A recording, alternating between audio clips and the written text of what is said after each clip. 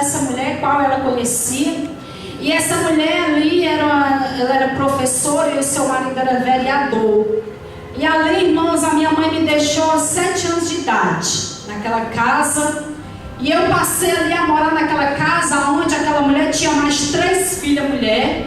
E eu era a mais velha das 3 ali, na época. E ali, irmãos, eu passei quase toda a minha vida morando naquele local. E quando eu podia ir à casa dos meus pais, eu ia, irmãos, mas não era mais como antes. Porque eu tinha me adaptado a uma vida totalmente diferente da vida que eu tinha, é claro, né? Eu saí de um interior muito pobre e fui morar em uma cidade onde eu tinha tudo. Mas, irmãos, eu quero dizer para você nessa noite que você pode morar dentro de uma casinha que só tem uma cadeira para sentar. Mas se você estiver ao lado do seu pai e da sua mãe, não tem felicidade maior.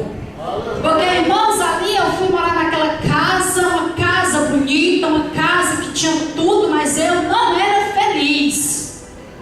Porque ali o pai e a mãe nas nossas vidas têm uma importância tão grande, irmãos, que só sabe quem vive à distância do pai e da mãe. Eu passei toda a minha vida, com 22 anos de idade eu aceitei a Jesus. Eu era uma pessoa totalmente depressiva por falta do amor do pai e da mãe, porque eu não tive um acompanhamento do pai e da mãe.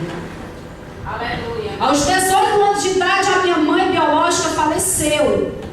E na época eu já não morava mais naquela cidade, aquele povo já tinha vindo embora para cá. E eu já morava aqui e a minha mãe não sabia onde eu me encontrava. Passaram 24 horas atrás de encontrar um telefone que pudesse me avisar. E ali, irmãos, eu consegui chegar a tempo ainda do velório. E ali os meus parentes de sangue, né, disseram para mim, relataram algo para mim sobre a minha mãe. Eu estava com muito tempo que não havia. A minha mãe biológica. E ali, irmãos, eu quero contar isso aqui não para você ficar triste, para você ficar alegre e valorizar a sua vida.